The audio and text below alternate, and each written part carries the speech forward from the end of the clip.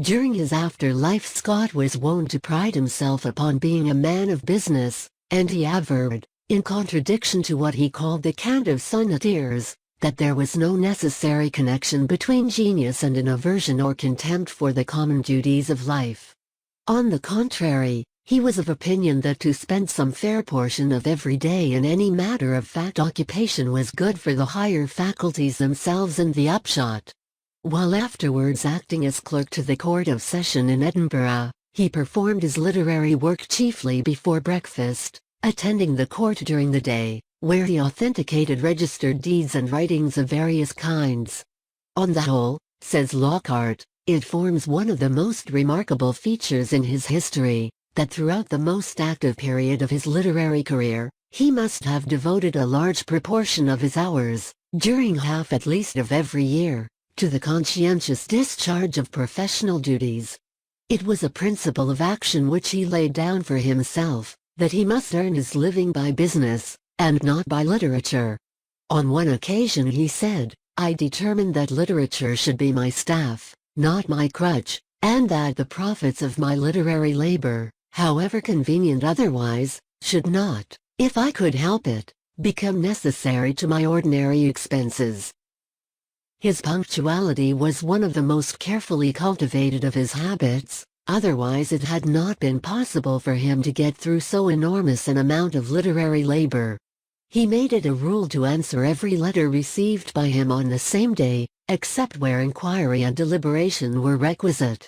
Nothing else could have enabled him to keep abreast with the flood of communications that poured in upon him and sometimes put his good nature to the severest test. It was his practice to rise by 5 o'clock, and light his own fire. He shaved and dressed with deliberation, and was seated at his desk by 6 o'clock, with his papers arranged before him in the most accurate order, his works of reference marshaled round him on the floor, while at least one favorite dog lay watching his eye, outside the line of books. Thus by the time the family assembled for breakfast, between 9 and 10, he had done enough, to use his own words, to break the neck of the day's work. But with all his diligent and indefatigable industry, and his immense knowledge, the result of many years' patient labor, Scott always spoke with the greatest diffidence of his own powers. On one occasion he said, "Throughout every part of my career I have felt pinched and hampered by my own ignorance." Such is true wisdom and humility. For the more a man really knows, the less conceited he will be. The student at Trinity College who went up to his professor to take leave of him because he had finished his education, was wisely rebuked by the professor's reply, "Indeed, I am only beginning mine." The superficial person who has obtained a smattering of many things, but knows nothing well, may pride himself upon his gifts.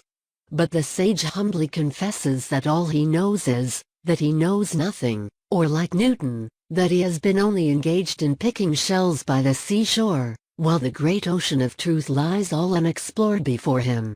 The lives of second-rate literary men furnish equally remarkable illustrations of the power of perseverance. The late John Britton, author of The Beauties of England and Wales, and of many valuable architectural works, was born in a miserable cot in Kingston, Wiltshire. His father had been a baker and maltster, but was ruined in trade and became insane while Britton was yet a child. The boy received very little schooling, but a great deal of bad example, which happily did not corrupt him. He was early in life set to labor with an uncle, a tavern keeper in Clerkenwell, under whom he bottled, corked, and bined wine for more than 5 years. His health failing him, his uncle turned him adrift in the world, with only 2 guineas, the fruits of his 5 years' service, in his pocket. During the next 7 years of his life he endured many vicissitudes and hardships. Yet he says, in his autobiography, "In my poor and obscure lodgings, at 18 pence a week, I indulged in study, and often read in bed during the winter evenings, because I could not afford a fire." Traveling on foot to Bath, he there obtained an engagement as a chillarman, but shortly after we find him back in the metropolis again almost penniless, shoeless, and shirtless.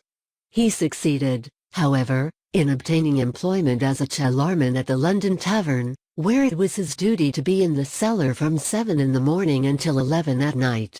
His health broke down under this confinement in the dark, added to the heavy work, and he then engaged himself, at 15 shillings a week, to an attorney, for he had been diligently cultivating the art of writing during the few spare minutes that he could call his own. While in this employment, he devoted his leisure principally to perambulating the bookstalls, where he read books by snatches which he could not buy, and thus picked up a good deal of odd knowledge. Then he shifted to another office, at the advanced wages of 20 shillings a week, still reading and studying. At 28 he was able to write a book, which he published under the title of The Enterprising Adventures of Pizarro. And from that time until his death, during a period of about 55 years, Britain was occupied in laborious literary occupation. The number of his published works is not fewer than 87. The most important being the Cathedral Antiquities of England, in 14 volumes, a truly magnificent work. Itself the best monument of John Britain's indefatigable industry. London, the landscape gardener, was a man of somewhat similar character, possessed of an extraordinary working power. The son of a farmer near Edinburgh, he was early inured to work. His skill in drawing plans and making sketches of scenery induced his father to train him for a landscape gardener. During his apprenticeship he sat up 2 whole nights every week to study. Yet he worked harder during the day than any labourer. In the course of his night studies he learned French, and before he was 18 he translated a life of Abelard for an encyclopedia. He was so eager to make progress in life, that when only 20, while working as a gardener in England, he wrote down in his notebook, "I am now 20 years of age, and perhaps a third part of my life has passed away, and yet what have I done to benefit my fellow men?" An unusual reflection for a youth of only 20. From French he proceeded to learn German, and rapidly mastered that language. Having taken a large farm, for the purpose of introducing Scotch improvements in the art of agriculture, he shortly succeeded in realizing a considerable income. The continent being thrown open at the end of the war, he traveled abroad for the purpose of inquiring into the system of gardening and agriculture in other countries. He twice repeated his journeys, and the results were published in his encyclopedias, which are among the most remarkable works of their kind, distinguished for the immense mass of useful matter which they contain, collected by an amount of industry and labor which has rarely been equaled.